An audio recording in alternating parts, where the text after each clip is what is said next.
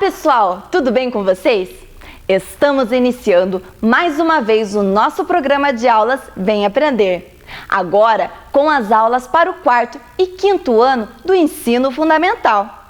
Aproveite muito as aulas e o tempo que você possui em sua casa para estudar. Quanto mais você ler e praticar os exercícios, melhor você vai se sair. Preste bastante atenção e fique preparado para quando pudermos voltar para as nossas escolas. Nossas professoras e professores estão preparando cada uma das aulas com muita dedicação, oferecendo o melhor para que você possa aprender aqui pela telinha da TV Educativa. Peça para seus familiares retirarem sempre as atividades que a sua escola está entregando. Também faça aqueles que estão em nosso site isme.pontagrossa.pr.gov.br. Quanto mais você fizer, melhor para você. Assim, poderemos completar o nosso ano letivo. E claro, cuide-se! Fique em casa, lave sempre as mãos e use a máscara se precisar sair. Não relaxe nos cuidados contra o coronavírus. Vamos vencê-los juntos!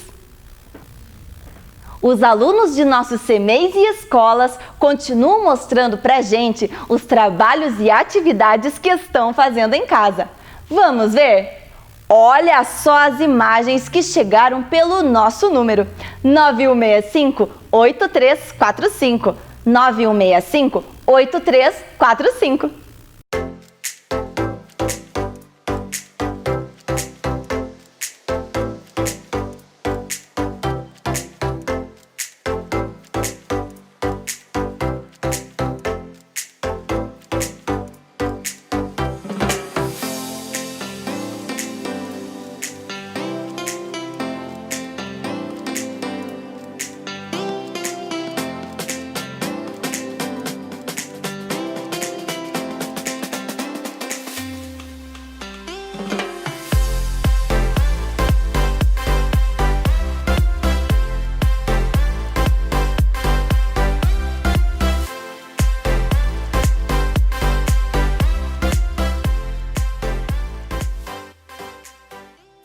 Muito bem, pessoal! Continuem assim, lendo muito e estudando.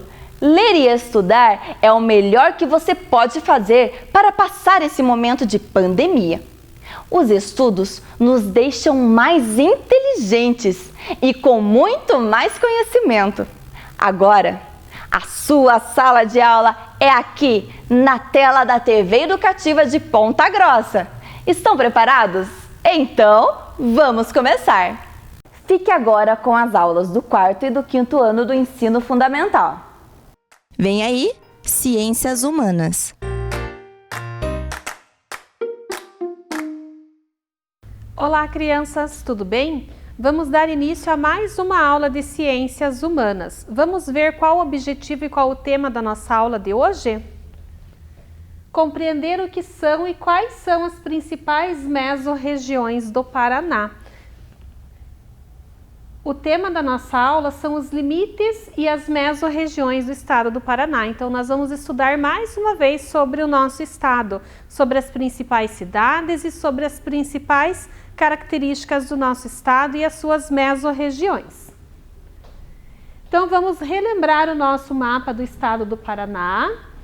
O formato dele, que é principal vocês conhecerem esse formato do nosso mapa, para vocês estarem identificando ele também nos mapas que vocês forem vendo posteriormente. E vamos falar um pouco do Paraná. Então, o Paraná está na região sul, a sua capital é Curitiba, os seus estados limites são o Mato Grosso do Sul, Santa Catarina e São Paulo. Nós temos 10 mesorregiões e 39 micro-regiões. Dentro do nosso estado, nós temos 399 municípios. As principais cidades e as cidades mais importantes do nosso estado são Londrina, Maringá, Ponta Grossa, Paranavaí, Foz do Iguaçu, Cascavel, Guarapuava e Umuarama. Então essas são as principais cidades do nosso estado. Como ele é? A sua área é de aproximadamente 200 mil quilômetros quadrados, com uma população de quase 12 milhões de habitantes. Ele faz divisa com o Mato Grosso do Sul, São Paulo, Santa Catarina, Argentina, Paraguai e o Oceano Atlântico. Então ele tem os seus limites também fora do nosso estado. Vamos agora observar os limites do nosso estado. São Paulo faz limite na direção nordeste, Oceano Atlântico faz limite na direção leste, Santa Catarina faz limite na direção sul, Argentina faz limite na direção sudoeste, Paraguai faz limite na direção oeste e Mato Grosso do Sul faz limite na direção noroeste. Então, esses são os limites que fazem parte do nosso estado. Pontos extremos do Paraná. Então, nós temos extremo setentrional do norte, a Cachoeira do Sarangrande, lá no Jardim Olinda, o extremo meridional sul, que faz parte do rio Jangada, General Carneiro, o extremo oriental do rio Ararapira e também o extremo ocidental do Porto Palacim, na região de Foz do Iguaçu. Então, esses são os pontos extremos do nosso estado. Como foi feita essa divisão? Então, o estado do Paraná, ele foi dividido geograficamente pelo IBGE. Lembram na aula passada que a professora falou que o IBGE é um órgão que verifica esses limites, esse número populacional e tudo que acontece dentro do nosso país, dentro da nossa cidade? Eles também fizeram essa divisão geográfica no nosso estado e dividiram em mesorregiões. Essas mesorregiões servem para facilitar, até mesmo quando vai ser instalado alguma coisa em nosso estado, em nossas cidades. Aí, para eles ficarem mais fácil esse suporte de atendimento dentro do estado, é dividido e atendido a população através das mesorregiões, que por sua vez abrangiam 39 microrregiões do ano de 1989 até 2017. Então, por isso que eles fizeram essas divisões do nosso estado. Vamos observar agora o nosso mapa do Paraná pelas cores e pelas mesorregiões. Vermelho, região metropolitana de Curitiba. Amarelo, norte pioneiro paranaense. Laranja, centro-oriental paranaense. Em rosa, sudeste paranaense. Verde escuro, centro-sul paranaense. Verde limão, norte central paranaense. Marrom, noroeste paranaense. Em bege, centro-ocidental paranaense. Em cinza, oeste paranaense. E em azul aqui embaixo, sudoeste paranaense. Então essas são as nossas mesorregiões e o nosso mapa colorido assim fica mais fácil da gente observar e identificar elas para nosso estudo mais tarde. Então, em relação a essas atividades, o que nós temos no Paraná? Nós já estudamos sobre as atividades aqui do nosso estado, da nossa cidade. E dentro do nosso estado nós temos a predominância de algumas delas, que são as que mais fazem parte do nosso setor aqui. Então nós temos a cana-de-açúcar, o algodão, o arroz, a soja, o milho, o trigo, o feijão, a banana, a mandioca, o café, a madeira, os bovinos e suínos. Então essas são as atividades que nós temos na região paranaense em relação à agricultura, ao agronegócio e tudo mais que nós temos aqui no nosso estado, que é muito rico nesses setores. Vamos trabalhar agora cada uma dessas cidades e as suas principais atividades econômicas. Noroeste Paranaense. Quais são as cidades que fazem parte dessa região? Paranavaí, Cianorte e Umuarama. Então, essas são as 3 principais cidades do Noroeste Paranaense. Quais são as principais atividades que tem nesse local? Atividades com o álcool, né? A produção de álcool através da cana-de-açúcar. As agroindústrias, soja, café, mandioca, rações, avicultura e pecuária. Então, essas são as principais atividades dessa região do Noroeste Paranaense. No Oeste Paranaense, quais são as cidades que fazem parte desse setor? Quais são as principais cidades? Toledo, Foz do Iguaçu e Cascavel. Então, essas são as 3 principais cidades da região Oeste Paranaense. Quais as atividades que são desenvolvidas ali? Quais as principais atividades que tem nesse local?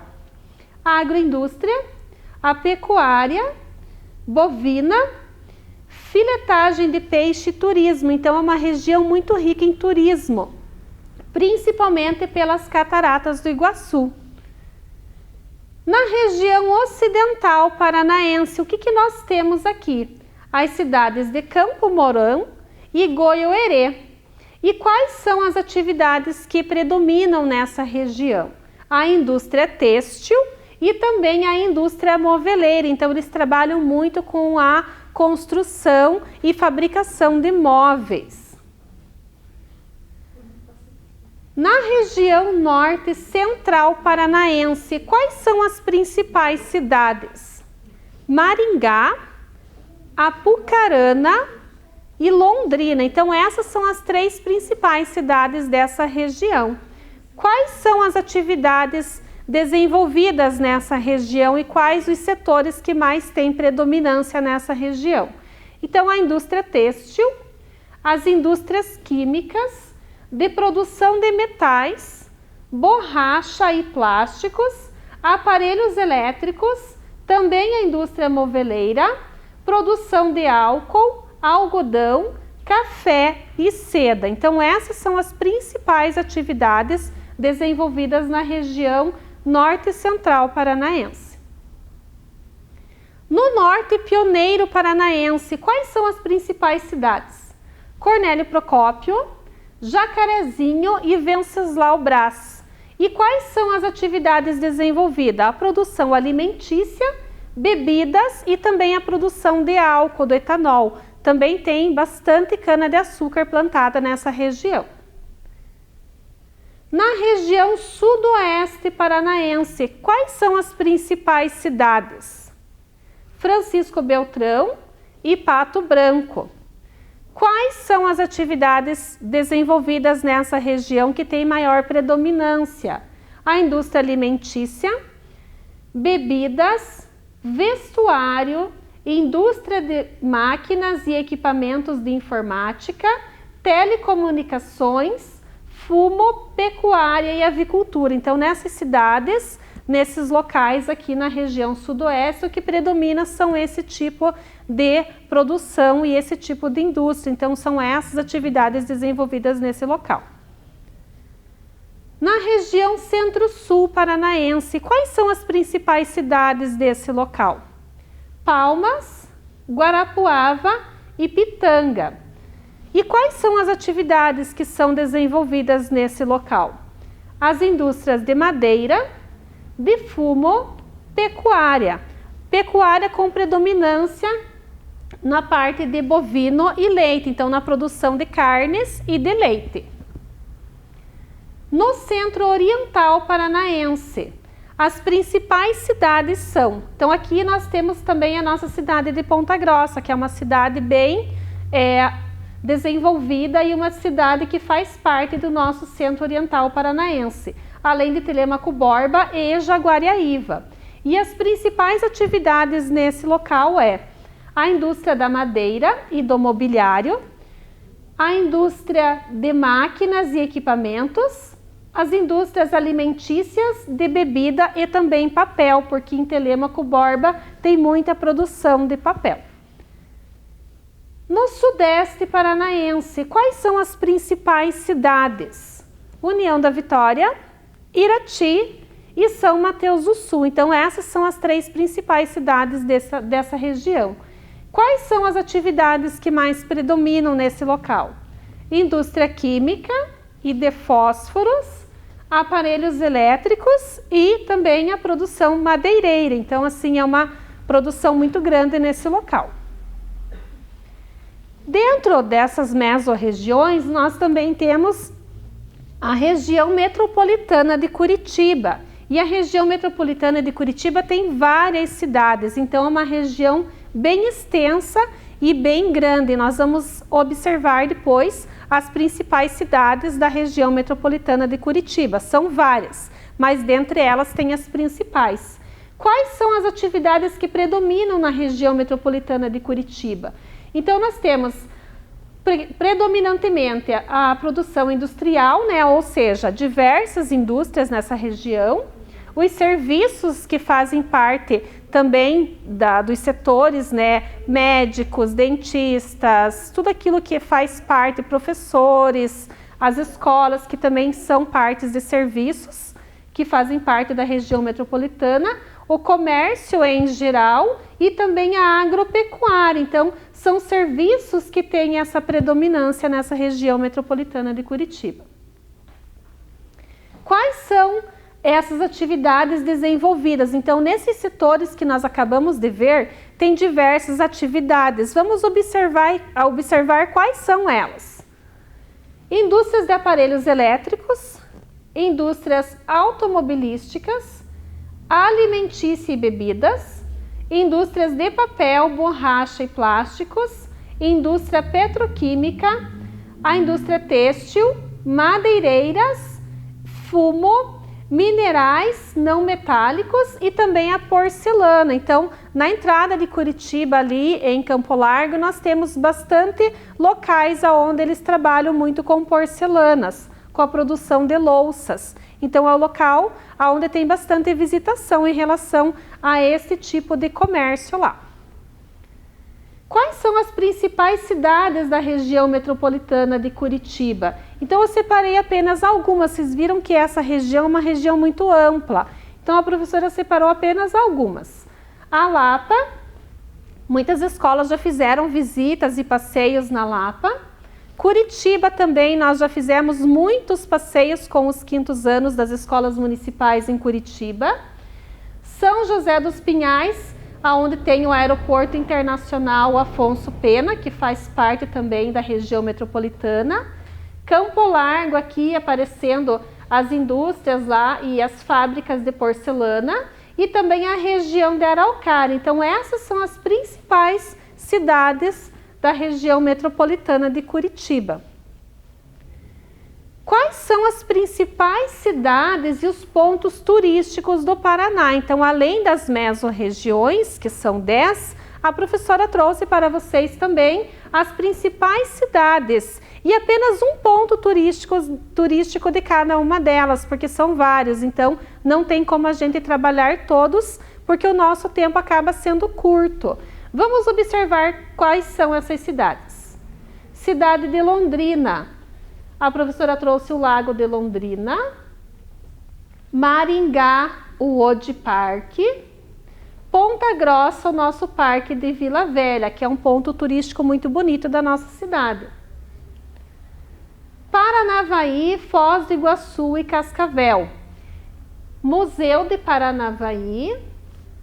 As nossas belíssimas cataratas do Iguaçu e o nosso zoológico de Cascavel.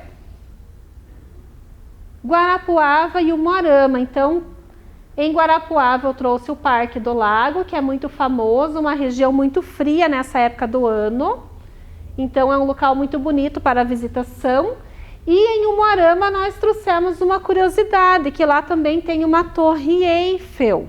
Então, essa Torre Eiffel nós fomos pesquisar e ela foi trazida para cá por causa de um empresário da cidade que já tinha viajado diversas vezes para Paris e tinha visto a Torre Eiffel e ele ficava encantado com ela. Então ele tinha um terreno lá e resolveu fazer essa construção e ficou como um ponto turístico da cidade, uma imagem bem belíssima que nós trouxemos para vocês. Garanto que muitos de vocês nem sabem que existe a Torre Eiffel em nosso estado.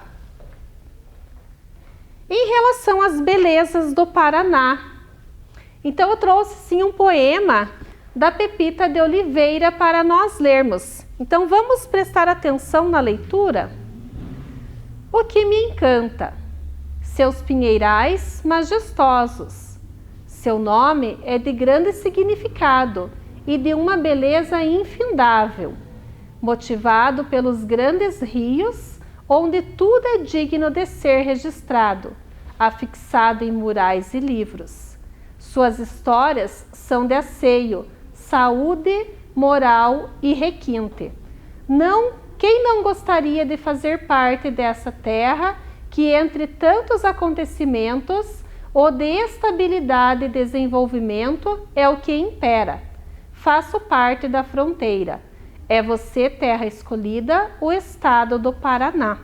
Então, esse poema, essa autora quis registrar com palavras todo o encanto que ela tinha através das belezas do nosso estado. Então é um poema muito bonito, que nós ficamos imaginando durante a leitura quais são essas belezas, o que tanto ela viu aqui no nosso estado que fez com que ela escrevesse uma coisa tão bonita para nós estarmos contemplando e prestando atenção durante a nossa aula.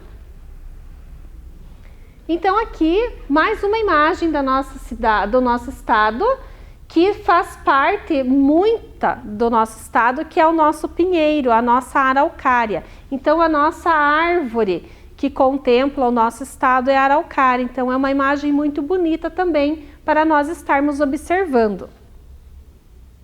E enfim, agora terminando a nossa aula sobre as mesorregiões, e como eu tenho certeza que vocês prestaram atenção quais são elas, nós vamos para a bancada montar o nosso mapa do Paraná.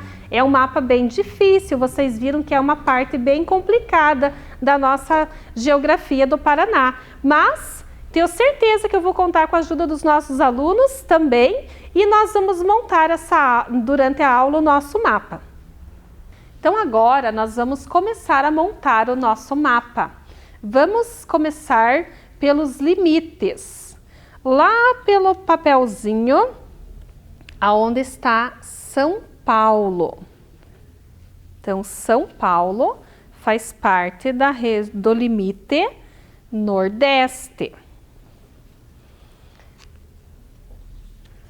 Oceano Atlântico. O Oceano Atlântico faz limite a leste. Santa Catarina faz limite a sul. A Argentina faz limite a sudoeste. Paraguai faz limite a oeste. E Mato Grosso do Sul faz limite a noroeste. Então, agora que nós já temos os limites, nós vamos começar a montar o nosso mapa. Vamos colocar o nosso primeiro pedacinho e vamos identificar já a nossa mesorregião. Lembram que a professora falou que essa mesorregião é a região metropolitana de Curitiba. Então, o nosso primeiro pedacinho do mapa já está montado. Agora, nós vamos para o pedacinho número 2.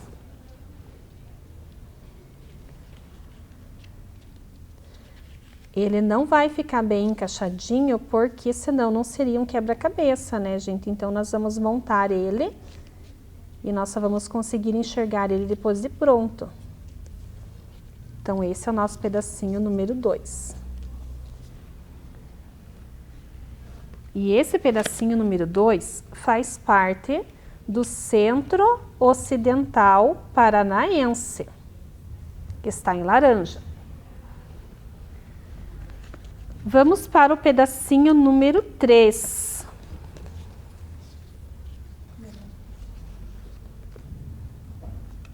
Lembra que a professora falou que era difícil de montar esse quebra-cabeça? Ele não é muito fácil, não. Na escola, vocês vão pintar esse mapa que vai de tarefa com as nossas atividades da semana. Então, esse pedacinho faz parte da região sudeste paranaense.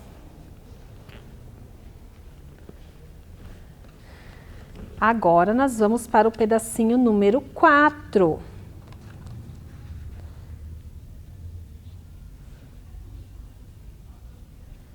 Pedacinho número 4 em amarelo, que faz parte da região do Norte Pioneiro Paranaense. Tá ficando bonito o nosso mapa. Vamos para o pedacinho número 5, aqui em cima. Qual região será que é essa? Vocês lembram? Ah, professora, eu não lembro, mas então nós vamos colocar aqui. Região Norte Central Paranaense, em verde-limão. Agora, nós vamos para o nosso pedacinho número 6, lá embaixo.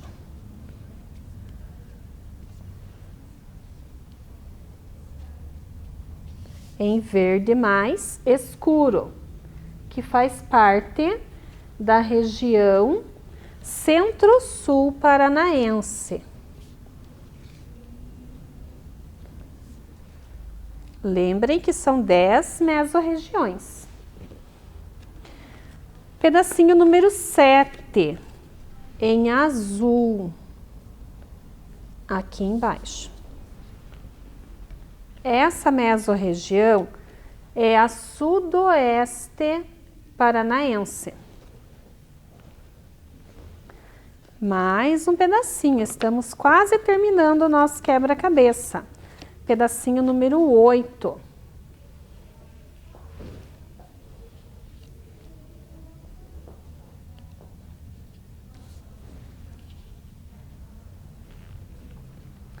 Essa mesorregião é oeste paranaense. Pedacinho número 9.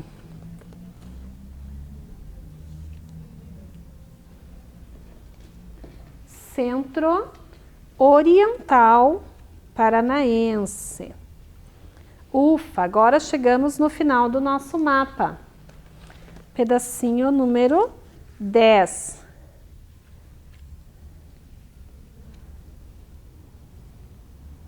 Que é o último pedacinho do nosso quebra-cabeça.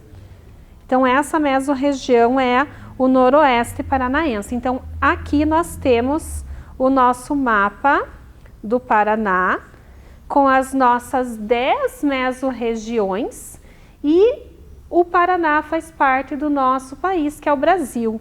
Então, aqui nós temos os limites, lembrem dos limites, começando por São Paulo, que faz parte do limite nordeste, o Oceano Atlântico faz limite a leste, Santa Catarina faz limite a sul, Argentina a sudoeste, Paraguai a oeste, Mato Grosso do Sul a noroeste, e aqui todas as nossas 10 mesorregiões. Então, aqui está o nosso mapa do Paraná, os seus limites e as suas 10 mesorregiões. Espero que tenham gostado da nossa aula de hoje. Não esqueçam de fazer as nossas tarefas, que estarão disponíveis na página da Secretaria Municipal de Educação e também estarão sendo enviadas pelas escolas.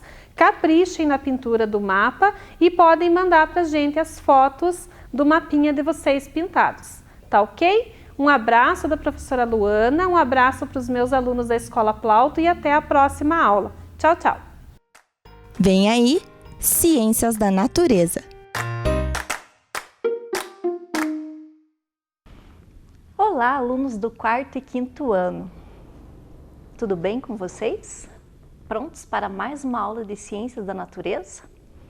Lembrando que as nossas aulas são elaboradas por um grupo de professores que fazem parte do grupo de pesquisas de aula. Quero mandar um abraço a todos os professores da rede de ensino do município, né? Também a todos os alunos, bem como os alunos lá da Escola Egder Zanoni. Espero que estejam todos aí animados para a nossa aula de hoje. E lembrando das nossas aulas, vocês lembram quais são as 3 palavrinhas que norteiam os nossos estudos? Vamos lembrar? Vamos ver quais são? Conhecimento, experiências e investigação, certo? Todas as nossas aulas, elas estão baseadas nessas 3 palavras que dão norte aos nossos estudos, que nos orientam. Bom, falando em estudo, vamos recordar o que foi visto lá na semana passada? Vocês lembram? Tenho certeza que sim, porque vocês estão aí todos bem atentos a tudo que está sendo falado e conversado com vocês. Vamos lembrar qual era? Primeiramente, foi falado sobre as partes das plantas, lembram? Quais são? Vamos ver? Raiz. Qual é a função da raiz? Captar a água e os nutrientes do solo. O caule, que dá sustentação à planta e ainda retém as substâncias que ela vai usar para sua nutrição. Na semente, nós vamos ter a nutrição para uma nova espécie e também tem a função de preservar a espécie. O fruto, ele vai proteger a semente. A flor, ela vai dar origem ao fruto e às sementes. A folha, ela vai fazer a parte da respiração, da fotossíntese da planta, certo? Bom, vamos também lembrar de quais foram os outros 3 conceitos trabalhados: fotossíntese, transpiração e respiração.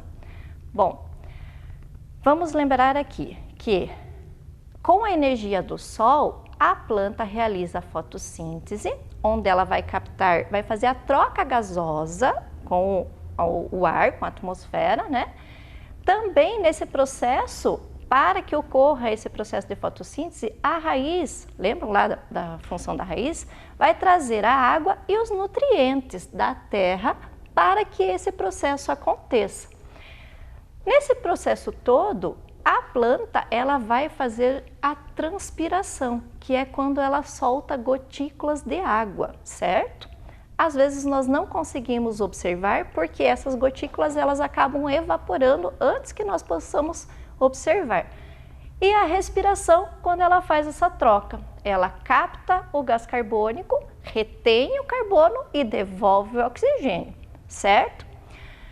Bom, nós vimos que a raiz, ela tem uma função de trazer os nutrientes da terra também, certo? Além da água.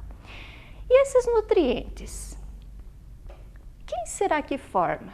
Vamos pensar um pouquinho lá atrás ainda, antes desse processo, quando foi falado sobre a cadeia alimentar, que dentro da cadeia alimentar nós temos os seres decompositores. São eles que vão decompor, né, restos de vegetais restos de vegetais e plantas, né, que vão fazer esse processo acelerar também para que essa terra ela seja adubada. Mas falando em seres decompositores, certo? Nós vamos partir para o objetivo da nossa aula de hoje. Vamos lá? Diferenciar os micro-organismos, fungos, bactérias, protozoários e vírus. Professora, mas o que é que tem a ver micro-organismos com seres decompositores? Bom, vamos ver então. Esses micro-organismos, eles fazem parte, alguns deles fazem parte desses seres decompositores. Vamos seguir para a nossa pergunta então. O que são os micro-organismos? Vamos descobrir hoje. E aí, será que vocês já têm alguma ideia de quem são esses micro-organismos? Pensa aí um pouquinho. Vamos para as nossas hipóteses? Vamos lá? Quinto ano, podem causar doenças? Será que os micro-organismos podem? Quarto ano, podem fazer mal à saúde? Não sei. Quinto ano, estão em todos os lugares? Vamos lá, quarto ano. Seres que não conseguimos ver. Muito bem. Hipóteses levantadas, nós vamos partir para para a busca do nosso conhecimento, para nós ampliarmos cada vez mais, certo? Bom, nós falamos de seres decompositores, micro-organismos, mas como é que eles vão fazer esse processo na natureza, certo? Esses seres decompositores, se vocês recordam lá, eles estão relacionados às bactérias e aos fungos. Bom, para nós entendermos um pouquinho mais dessa decomposição, vamos ver o que é a compostagem. Vocês já ouviram falar nesse termo? Eu acredito que sim. Se não, mas vocês já têm alguma ideia nesse sentido. A compostagem, o que é? Ela é quando nós colocamos em um determinado lugar folhas secas, cascas de frutas, de vegetais, e nós deixamos em um canto para que todo esse material, esse lixo orgânico, esses restos orgânicos, eles se decomponham. Quando ele se decompõe, ele vai acabar se misturando ao solo, certo? E nutrindo esse solo. E quem vai usar essa nutrição são as novas plantas. Bom, com isso eu quero mostrar para vocês aqui uma laranja que está em processo de decomposição, certo? Então eu tenho aqui um pouquinho mais, né, um estado inicial, né, vamos dizer assim, um pouquinho mais avançado, mas e aqui é quando ela já está se infiltrando no solo. O fungo vai decompondo ela de modo como ela vai se tornando parte da terra, certo? Bom, isso eu posso fazer lá no quintal, né? Tem certas pessoas, vamos dizer assim, que tem um quintal grande, acabam fazendo um buraco na terra ali e vão depositando todos os restos orgânicos. Só que nós temos que pensar num detalhe. Quando eu vou fazer esse processo lá no quintal, a terra eu vou colocar os restos de frutas e vegetais, né? As cascas, e ela vai se decompor. Só que se eu não tomar o devido cuidado de cobrir, quando eu coloco lá, eu devo cobrir com um pouquinho de terra, porque no processo de decomposição, ela vai acabar soltando um líquido, né?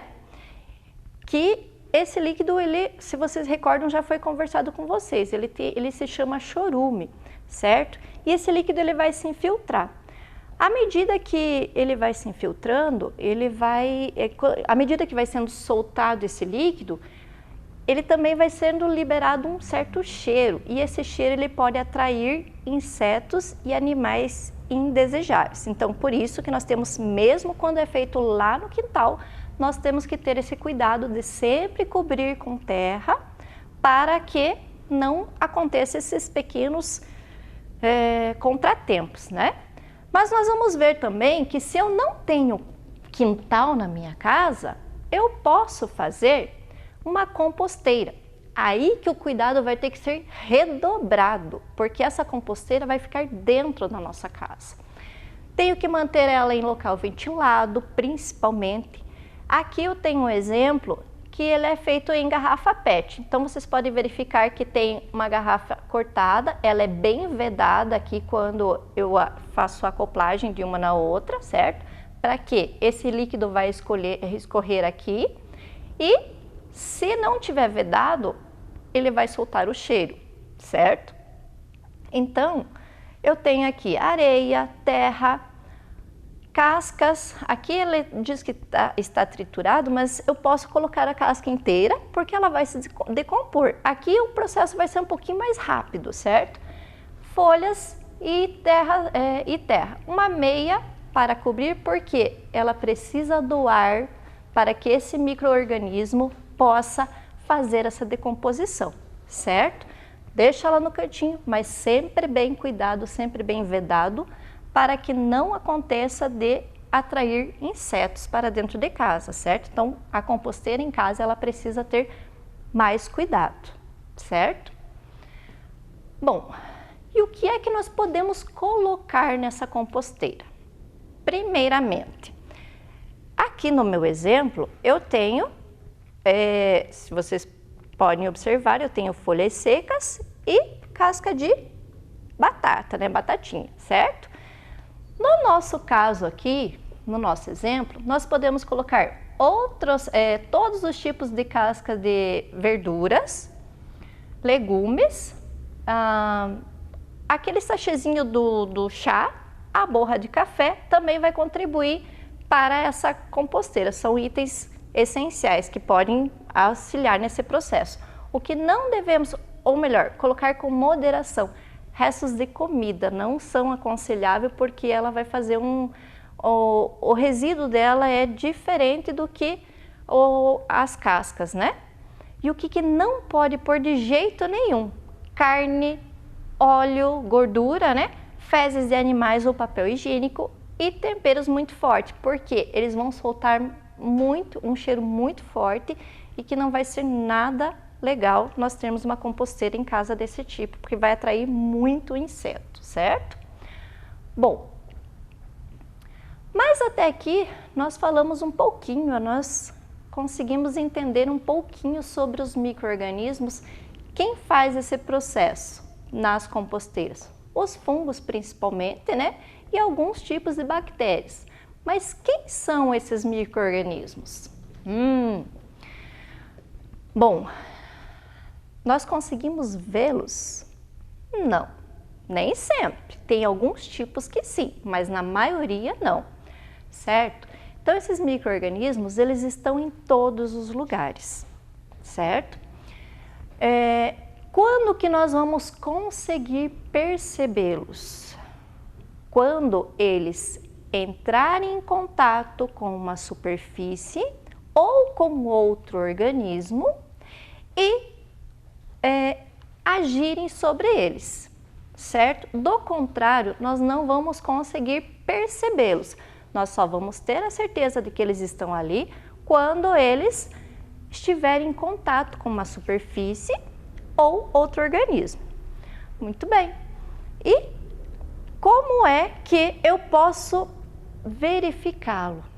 Através de um microscópio. Por quê? Porque como eles são bem pequenininhos, eles são minúsculos, bem, né? Somente com as lentes de um microscópio, que ela aumenta milhões de vezes uma imagem, é que nós vamos conseguir vê-los melhor. Então aqui eu tenho uma imagem de como é visto num microscópio, né? E aqui eu tenho para vocês o que seria um microscópio, certo? Então, aqui onde eu vou verificar, eu vou olhar, ele tem aqui embaixo as lentes de aumento, cada uma com a sua proporção, né? O que eu faço? Eu pego uma plaquinha de vidro, eu coloco uma determinada, ou uma gotícula de água, ou qualquer substância que eu queira perceber, eu vou colocar aqui e eu vou conseguir visualizar. Aqui embaixo eu vou ter uma lente que vai me fazer esse aumento, né? Essa verificação da imagem. Então, um microscópio, certo? É que vai me ajudar a verificar quando eu não tenho certeza de que eles estão ali. Mas e onde eles estão? Vamos ver? Eles estão em todos os lugares. Eles estão no ar, eles estão nos vegetais, eles estão na água, nos seres humanos e nos animais, no solo, certo? Os micro-organismos estão em todos os lugares. Muito bem? Se eles estão em todos os lugares, quer dizer que ao meu redor existem micro-organismos? Sim, existem sim. E para comprovarmos a existência desses micro-organismos, nós vamos fazer a nossa experiência de hoje. Vamos ver o material que nós vamos utilizar? 2 potes pequenos, né? Gelatina incolor, plástico filme, no meu caso eu vou usar um pote com tampa, água para dissolver a gelatina. Detalhe, essa gelatina, a gelatina incolor, ela precisa ser levada ao fogo para ela derreter melhor. Então, pede ajuda para um adulto fazer para vocês, depois vocês manuseiam ela com cuidado. Então, vamos lá? Bom, a nossa experiência, ela consiste no seguinte. Vamos deixar esse aqui. Como eu falei para vocês que eu vou usar 2 potinhos com tampa, né? Eu já trouxe aqui a gelatina dissolvida, certo? Por quê? Porque ela demanda de tempo para fazer e de fogo, certo? Então, eu já trouxe aqui para vocês. Bom, a nossa experiência é assim. Primeiramente, eu vou limpar a minha mão, certo? Aqui eu não tenho como lavar com água e sabão, mas na experiência que eu já fiz anteriormente, eu lavei a minha mão com água e sabão e depois eu passei o álcool em gel. Aqui eu só vou passar o álcool como se eu tivesse limpando bem as minhas mãos, certo? Todo aquele processo que nós já conhecemos, né? Limpando todo. E eu vou fazer o seguinte. Em um dos potes, eu vou passar o meu dedo limpo, né? Eu não passei o álcool em gel? Muito bem, então eu vou passar o meu dedo levemente na gelatina, certo? E vou tampar.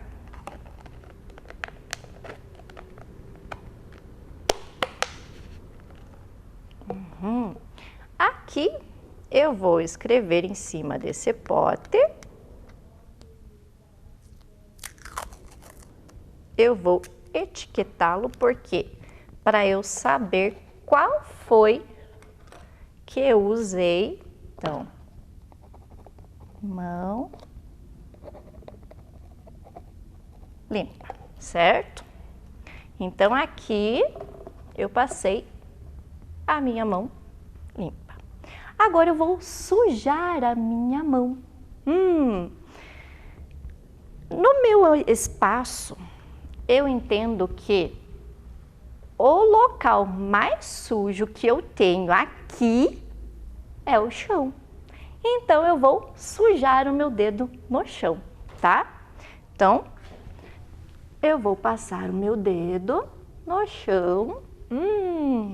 Por que será que o chão é o lugar mais, né, teoricamente? Porque eu andei na rua, eu andei na calçada e eu trouxe no meu sapato a poeira, eu trouxe no meu sapato a sujeira, certo? Então, vocês estão vendo que o meu dedo está bem sujinho, né? E aí, no outro pote, eu vou passar isso aqui. Olha só. Certo? E vou tampar.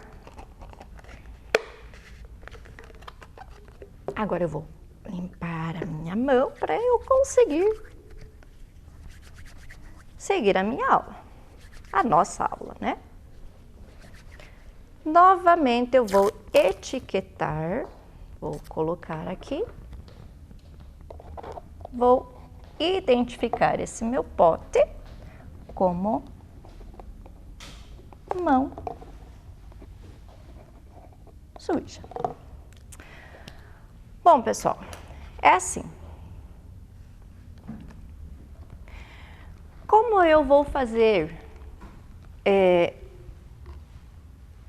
a nossa experiência, uma cultura de bactérias, elas não vão se desenvolver neste momento, certo? Eu preciso de tempo para que elas façam a sua nutrição. Então, qual é a função da gelatina? A gelatina tem como função a nutrição dessa bactéria, desse micro-organismo, certo? Então, eu vou precisar deixar num canto e esperar que essas bactérias se desenvolvam. O que foi que eu fiz para nos auxiliar? Eu providenciei, né? Então,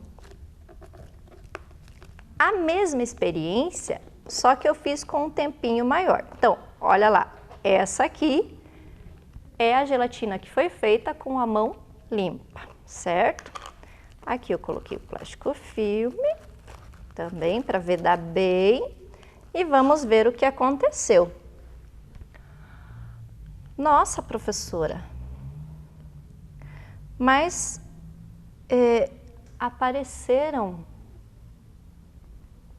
alguns micro-organismos aqui, nós temos algumas bactérias, na verdade aqui, né? Aqui, bem aqui foi onde eu coloquei o dedo, olha como desenvolveu. E lembrando, gente, essa gelatina aqui, antes de colocar, eu lavei com água e sabão e passei o álcool em gel. Só que, qual é o detalhe? Professora, mas então quer dizer que a sua mão, ela não estava totalmente limpa? Bom, aí fica uma grande pergunta para vocês, porque assim, pode ser que na borda do meu pote estivesse algum micro-organismo. Pode ser que no momento quando eu fechei o pote, esses micro-organismos entraram com o ar. Então, ele acabou desenvolvendo, certo? Mas agora eu quero chamar a atenção de vocês para o pote onde eu estava com a mão suja.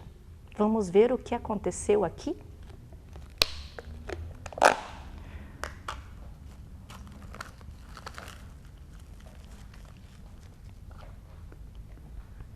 Nossa, professora, mas aqui teve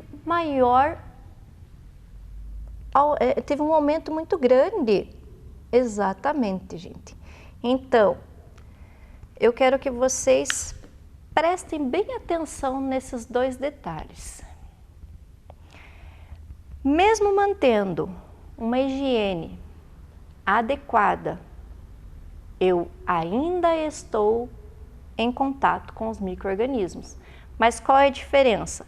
Quando eu tenho essa higiene, o contato é menor, certo? Então, essa é a grande necessidade de se manter todos os cuidados, a higiene, principalmente das mãos, tá? Porque nós tocamos a mão em vários lugares, né? E essa mão a gente leva no olho, a gente leva na boca, tá?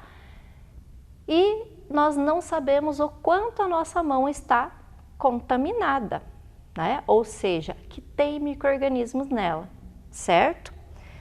Bom, hoje tem se falado muito em usar máscaras, porque também é uma prevenção, né?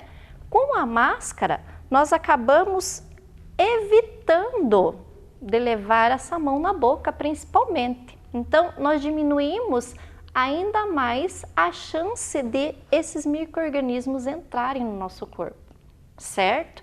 Então, presta bem atenção nesses detalhes que são muito importantes. Bom,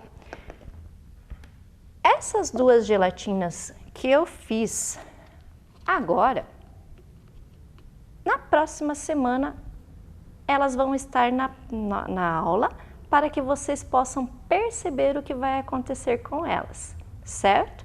Então, vamos aguardar essas bactérias se desenvolverem aqui e ver como é que vai ficar, certo? Muito bem. Até aqui, nós falamos dos fungos e das bactérias. Mas será que são só esses tipos de micro-organismos que existem? Vamos verificar? Nós temos as bactérias, os vírus, os protozoários e os fungos. Na nossa bancada, nós temos aqui um esboço, né? Vamos dizer assim, um exemplo de como seriam esses seres, esses micro-organismos, certo? Então, cada um tem as suas características. E para nós entendermos melhor essas características, nós vamos diferenciá-los para que a gente possa perceber mais a ação de cada um. Mas antes de nós diferenciarmos, nós precisamos entender um detalhe. Todo ser vivo, ele é formado por células, certo? Então, eu vou ter aqui principalmente dois tipos de células. Então,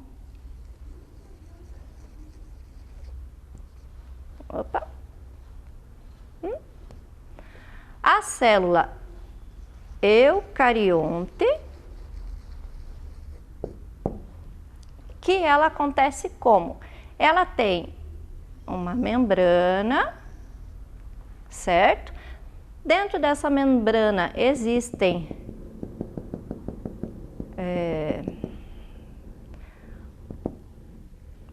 organelas, né? No caso, são as substâncias, os que vão manter essa célula viva.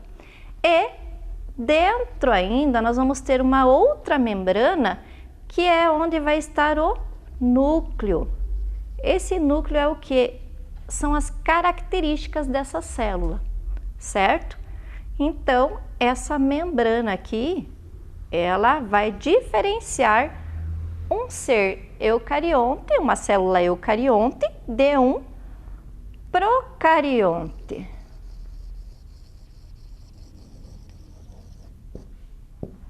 Certo? No caso das células procariontes, ela vai ter a membrana em volta, vai ter as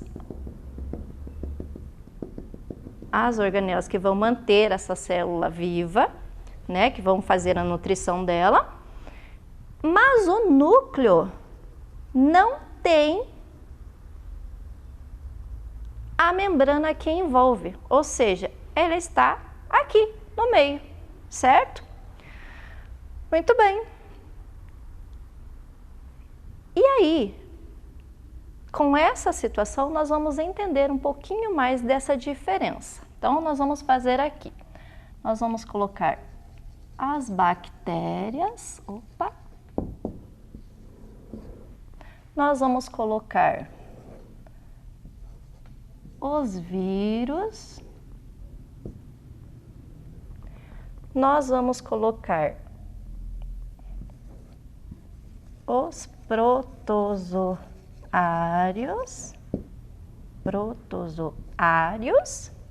e os fungos, certo? Como se nós estivéssemos fazendo uma tabela, né? Essas bactérias, quais são as características delas? Elas são unicelulares, quer dizer que ela tem uma célula só. Elas são procariontes, ou seja, ela tem esse tipo de célula sem a membrana, certo? Elas pertencem ao reino Monera e são muito resistentes. São resistentes a todas as condições climáticas. Existem bactérias que elas sobrevivem a altas temperaturas e existem bactérias que sobrevivem a baixíssimas temperaturas.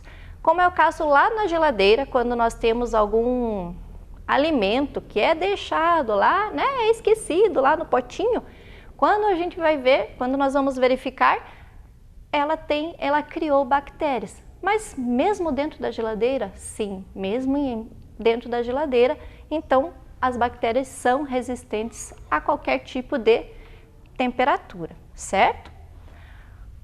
Nós vamos verificar os vírus. Os vírus não possuem células, nem uma célula eucarionte, nem uma procarionte. Mas aí, como é que eles mantêm o seu material genético, né, as suas características? Eles vão ter um capsídeo. O que é isso, professora? Capsídeo é como se fosse uma cápsula, certo? Então, ela tem uma cápsula e dentro dela tem todo o material genético ou as características desse vírus. Então, vamos entender assim. Como se nessas células aqui, vamos pegar o exemplo de uma caixa de sapato. A estrutura da caixa de sapato é de papelão, certo? Então, é como se um material, as características da célula eucarionte, ela estivesse dentro de uma caixa de sapato. Ela está protegida, né? E no capsídeo, no vírus, vamos colocar aqui só para vocês entenderem, é como se essa estrutura aqui, ao invés de ser de papelão, como na caixa de sapato, ela fosse de envelope. Ela é um envelope apenas. Ela envolve, certo? Então, vamos entender assim. O envelope ele é feito de papel, um papel mais fino. Então, é essa a diferença, certo? Uma célula ela vai ter uma proteção maior e o vírus ela vai ter uma proteção menor. Olha só o detalhe da proteção menor. Por quê? Porque o vírus ele é um parasita intracelular. O que quer dizer isso? Quer dizer que ele só vive dentro de outra célula, certo? Então, esse envelope dele, se ele tiver numa superfície como uma mesa, ela vai ser destruída mais fácil, né? Se eu pegar o papel, ele é mais fino, então ele vai rasgar mais fácil. É a mesma coisa no vírus. Então, essa membrana, essa cápsula, ela vai ser mais rápida destruída, certo? Então, o vírus ele só vai se manter vivo quando ele entrar em outro ser e se acoplar a uma célula, né? Entenderam? Entendido até aqui? Então, fora de um ser vivo, ele não sobrevive por muito tempo. Alguns têm algumas características de perdurar um pouquinho mais, mas é uma questão de horas, certo? Nós vamos ver aqui os protozoários. Os protozoários, eles têm células eucariontes, ou seja, com a membrana que protege o seu núcleo. São unicelulares também, ou seja, tem uma célula só. Heterótrofos, por quê? Porque eles precisam de outros seres para se alimentar. Fazem parte do reino protista. Eles gostam de ambientes úmidos, podem viver na água ou dentro de outros organismos, ou seja, no fluido corpóreo. O que é fluido corpóreo? É o sangue, né? Vamos usar aqui o sangue. Então, eles vivem dentro de outros seres. Bom, nós vamos verificar então agora os fungos, certo? Os fungos são seres macroscópicos, ou seja, que nós podemos ver. Esses seres, eles são pluricelulares, né? Os macroscópicos têm mais de uma célula. Já os microscópicos são seres unicelulares, quer dizer que eles têm uma célula só. São eucariontes também, né? Possuindo a membrana. Heterótrofos, porque eles precisam de outro ser para se alimentar. Fazem parte do reino fungi e vivem em locais úmidos. Bom, com isso nós vamos relembrar a nossa pergunta lá do início da aula. Vocês lembram? O que são os micro-organismos? Lembram também quais foram as nossas hipóteses? Podem causar doenças, podem fazer mal à saúde, seres que não conseguimos ver e estão em todos os lugares. Muito bem. E aí, será que nós conseguimos atingir o nosso objetivo? Diferenciar os micro-organismos, os fungos, as bactérias, os protozoários e os vírus? Acho que sim, né? Bom, eu vou lançar para vocês uma tarefa para a próxima aula. A tarefa consiste no seguinte: dentro de um saquinho plástico, vocês vão colocar uma fatia de pão umedecida e vão deixar, certo? O que vocês vão fazer? Vocês vão acompanhar o processo de aparecimento do fungo. Mas eu sei que de hoje para amanhã vocês não vão ter esse aparecimento, ele leva alguns dias. Por isso vocês vão anotar no caderno de vocês a experiência e manda para nós aí a foto com o registro. Tudo bem? Até a próxima aula e um beijo bem grande para vocês. Vem aí, arte!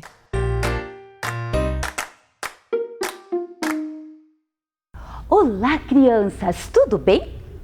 O objetivo da aula de hoje é conhecer e entender um pouco mais sobre arte medieval e renascentista. Já iniciamos os nossos estudos sobre a história da arte? Quais períodos históricos estudamos? Isso mesmo! Estudamos a arte pré-histórica, egípcia e grega. Vamos relembrar? O povo da pré-história deu início à arte com as pinturas das cavernas, a arte rupestre. A civilização egípcia se destacou através de suas grandiosas obras arquitetônicas, ou seja, suas construções. O povo grego desenvolveu belíssimas esculturas, além de criar o teatro. Muito legal, não é mesmo? Mas vamos para a aula de hoje. Olhem minha roupa! Vamos dar continuidade a essa história, aprendendo sobre a arte medieval. No período medieval, a igreja influenciava bastante as produções culturais, marcada pelo teocentrismo, ou seja, Deus como centro de tudo. Olha a arquitetura dessa igreja, arcos, colunas grandes. Observem os detalhes, esculturas, imagens e pinturas decoram o templo. mosteiros e igrejas em estilo românico, feita em pedras, paredes grossas e fortes, colunas, janelas pequenas, pouca iluminação dentro da construção, arcos arredondados. Olhe em outra igreja, é diferente o estilo, bem altas, até parece que chega no céu. Muitos detalhes. Essa tem estilo gótico, arcos em forma oval, paredes altas, as janelas maiores que serviam para a entrada da luz, com belíssimos vitrais, repleto de cores que contam histórias através do desenho. E tem os castelos, a Casa dos Reis, com estrutura fortificada, ou seja, cercado de grandes muralhas, torres, construídos principalmente para manter os inimigos distantes. Pedreiros, artesãos, carpinteiros, marceneiros e outros profissionais trabalhavam bastante nos castelos. Os castelos demoravam anos para serem construídos. A música na igreja com o canto gregoriano. E foi nessa época que o monge Guido d'Arezzo deu nome às notas musicais, usando as sílabas iniciais de um poema em latim. Já a música popular era interpretada pelos trovadores e menestréis, poetas cantores que levavam com voz, instrumento e encenação histórias por onde passavam. Vejam e se divirtam.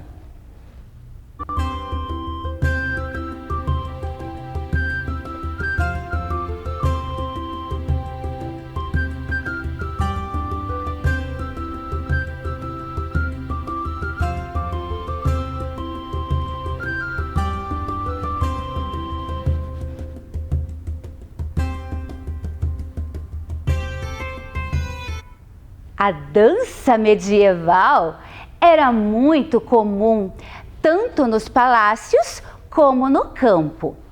As danças da corte, passos mais lentos, enquanto que as danças camponesas, com passos mais rápidos, alegres, eram dançados em grupos, em rodas ou fileiras.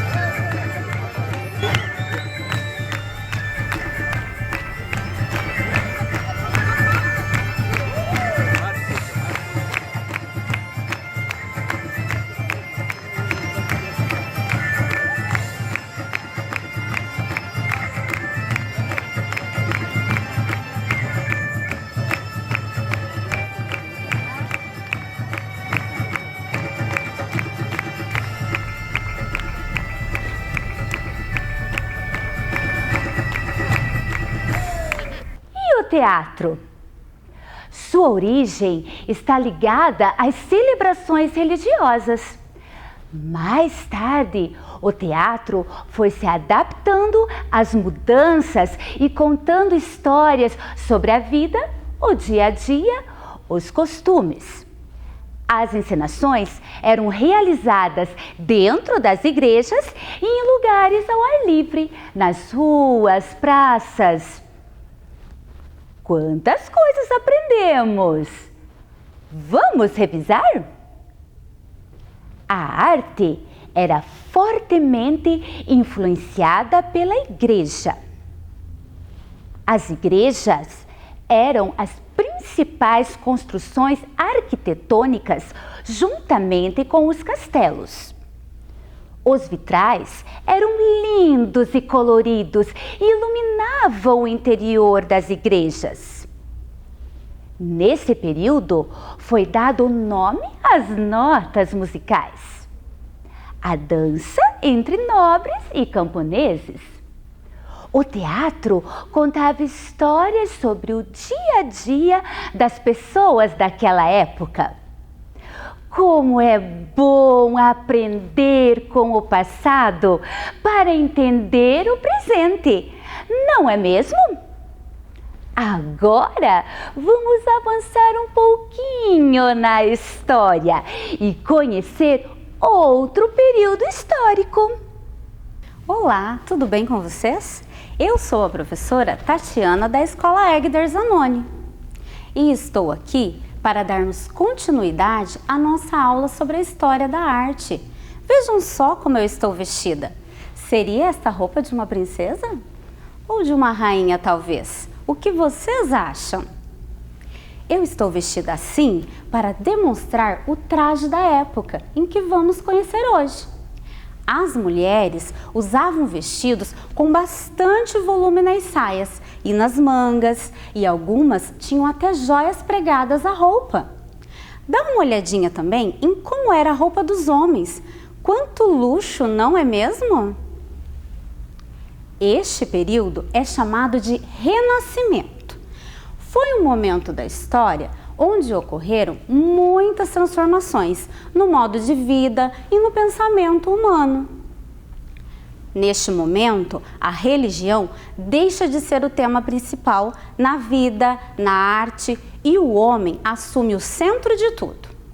Este período teve início por volta do século XIV ao XVI.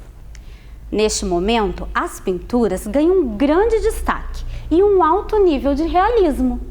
Vamos ver na tela uma pintura muito famosa, conhecida no mundo todo. Acho que vocês também já viram. Esta é Mona Lisa, conhecida como Gioconda. Nesta obra, percebemos o realismo na representação da figura humana, ou seja, o artista utilizou uma técnica de pintura a óleo com o esfumato, que torna a imagem o mais próximo da realidade. Nesta pintura, vemos o retrato de uma mulher com uma expressão que hipnotiza quem a observa, porque a impressão que temos é de que ela está nos olhando. O autor desta obra é um pintor muito famoso, que nasceu em Florença, na Itália, chamado Leonardo da Vinci. Na escultura, também percebemos esta aproximação com a realidade. Observem que a imagem, o homem e o cavalo, parecem ser de verdade. Essa é a estátua equestre de Gattamelata de Pádua, feita por Donatello, o mais importante escultor do século XV. E como será que era a música nesse período do Renascimento? Vamos observar a imagem. Nessa época, os compositores tiveram uma ideia muito legal. Mas antes de contar qual foi essa ideia, quero fazer uma pergunta para vocês. Na sua escola, tem coral? Na minha escola, temos um coral bem lindo. Quem é de lá? Lembra? Coral é quando cantamos todos juntos num grande grupo. Mas por que estou perguntando isso? Sabe por quê? É para contar para vocês que foi lá no tempo do Renascimento que compositores tiveram essa ideia de escrever músicas para serem interpretadas em forma de coral, várias vozes cantando ao mesmo tempo. Esses corais apresentavam em igrejas, cantando músicas sacras, ou seja, músicas religiosas. E além do coral, neste momento surgem composições de músicas não somente para serem cantadas dentro da igreja, mas também em festas, com o acompanhamento de instrumentos musicais da época, violino, flauta, entre outros. E se falamos de música, logo lembramos da dança. É nessa época que começam a surgir danças coreografadas, ou seja, danças com passos organizados. Neste período, houve a separação entre a dança da corte, dos nobres, dos reis e a do campo, dos trabalhadores da lavoura. Na dança da corte, era necessário ser bailarino e ensaiar por horas os passos e a coreografia da dança. Na dança do campo, qualquer pessoa podia se arriscar a dançar, mesmo que não tivesse ensaiado os passos. Vamos conhecer um pouco dessa dança no vídeo a seguir. Aproveite para escutar a música, observar o figurino e os passos da dança.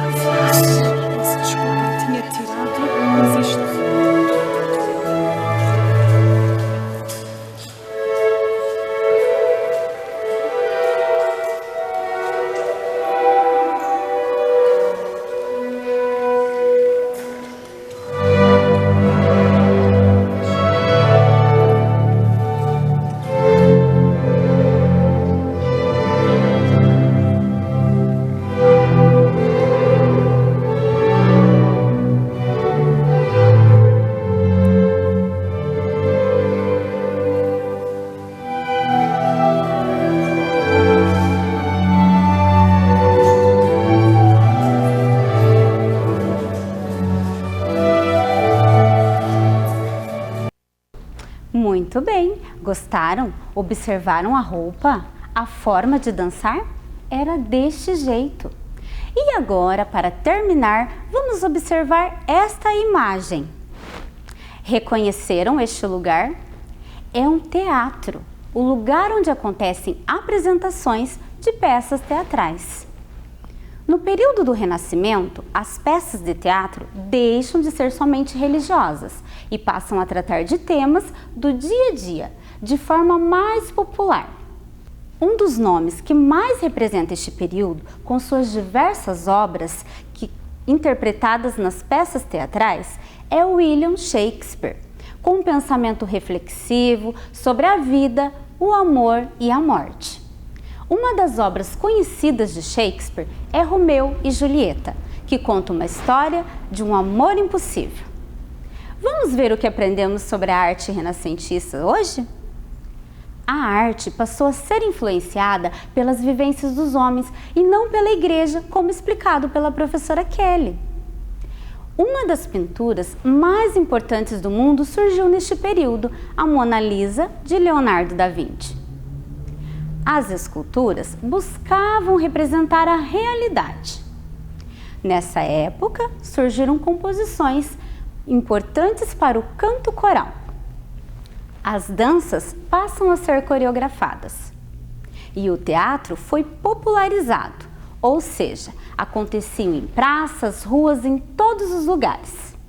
Quantas coisas importantes aconteceram no Renascimento, não é mesmo? Nós finalizamos aqui nossa aula e eu deixo a vocês o meu carinho, o meu abraço e que em breve possamos estar juntos estudando e fazendo arte. Valorizem a arte, valorizem os artistas. Olá, amiguinhos de casa, tudo bem? Eu sou a Liz. E eu sou a Pati. Bem-vindos ao nosso quadro Baú de Memórias. Nós vamos contar para vocês várias histórias muito inspiradoras sobre a relação entre as crianças e seus avós, bisavós e outras pessoas da nossa família que vieram antes de nós. E você, que é aluno do 4º ou do 5º ano, vai participar de um concurso. Sim! Assista às contações de histórias do Baú de Histórias até o final.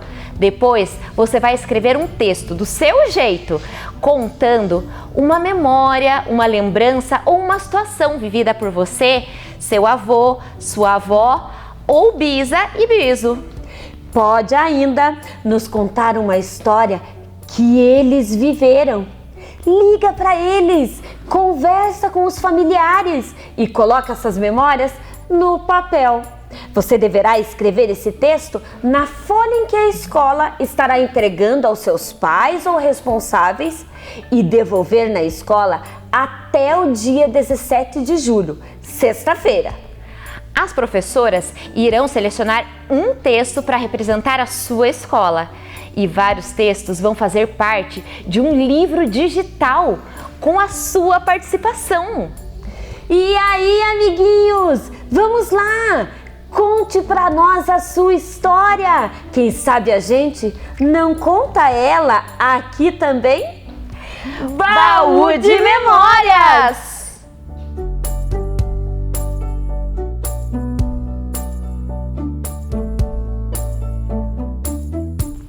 Que história linda que eu encontrei! A história A Ilha do Vovô, de Benji Davis, da editora Salamandra. Eu acho que eu vou ler esse livro, porque ele é muito lindo.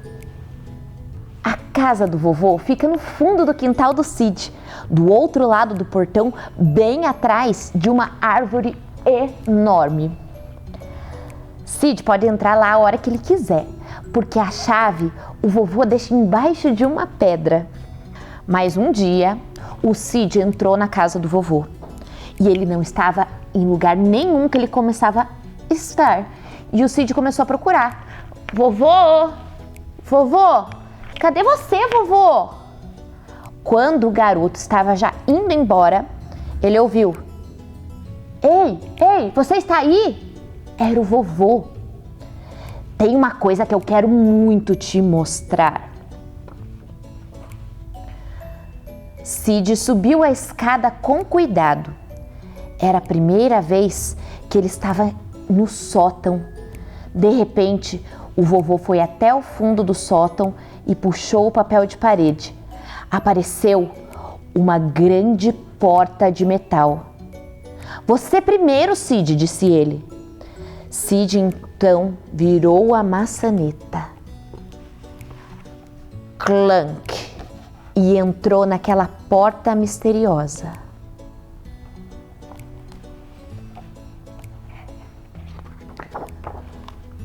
Eles foram parar em um deck de um navio muito alto, rodeado por um mar de telhados.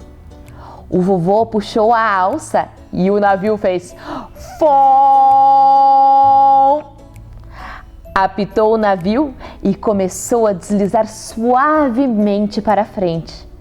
Lá vamos nós! Disse o vovô em voz alta. O vovô era um comandante muito bom e eles navegaram tranquilamente sobre as grandes ondas.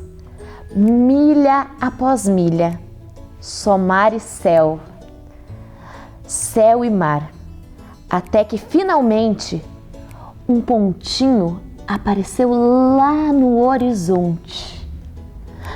Terra à vista! Gritou o Cid.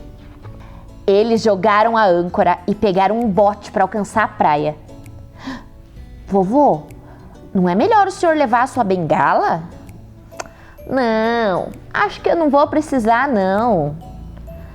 Quando chegaram à floresta, fazia muito calor. Vamos procurar um abrigo, disse o vovô. No topo da ilha, onde a brisa fresca soprava pelas árvores, eles encontraram uma velha cabana.